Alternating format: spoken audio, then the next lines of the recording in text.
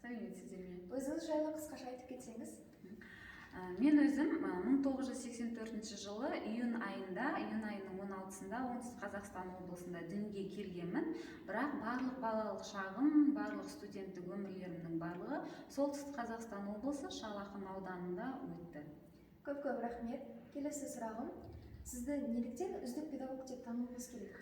Енді бұл жерде менің негізгі мақсатым үздік педагог атану емес. Мен бұл коллективке биыл ғана жұмысқа тұрып жатқандықтан, бүкіл коллективке өзімді таныстыру деп айтайын. Сол үшін мен осы сайысқа қатысып жатырмын. Керемет, сізге сайыста сәттілік тілеймін. Рахмет. Келесі сұрағым, сіздің ең үлкен күшіңіз неде? Менің ең үлкен күшім ол менің шыдамдылығым деп айтсам болады. Көп нәрсеге шыдай білемін. Қандай керемет күш. Келесі сұрағым, өзіңіздің біліміңіз жайлы айтып кетсеңіз. Мен негізі білімім жоғары, тарих және география мамандығы бойынша білім алдым. Сол мамандық бойынша міне 14 жыл болды жұмыс жасап келе жатырмын. Рахмет. Келесі сұрағым, сіздің әлсіздігіңіз неде? Менің әлсіздігім ол менің уайымшылдығым. Мен өте уайымшыл адаммын. 90-ның соңы болсын, қандай мәселе бойынша да менде уайымшылдық басым. Онымен жұмыс жасап жатырмын. Әзірге солай. Рахмет. Сізге ақша үшін, жұмыс үшін не маңызды? Енді ақша әрқашанда маңызды, бірақ жұмыс одан да маңызды деп ойлаймын. Жұмыста нені істейсіз сіз? Мен жұмыста көшбасшылықпен көрегендікті және сол өзімнің алған білімімді ары қарай жалғастыруды іздеймін.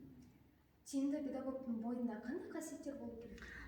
Тиімді педагогтың бойында негізі ең бірінші ол отансүйгіштік, даналық деп ойлаймын, және жаңағы менің өзімнің ең жақсы қасиетім деп айтамын, шыдамдылық болу керек. Жақсы. Бала тәрбиесінде қандай ұстанымдарды негізге аласыз? Енді мен өзім Құдайға шүкір 4 баланың анасымын, көп балалы анамын, дәрігердің келіншегімін, анамын, үлкен отбасының келінімін. Сондықтан бала тәрбиесіне келгенде мен өз балаларыма да, оқушыларыма да өмір сүруіңді біреуге міндетсінудің қажеті жоқ.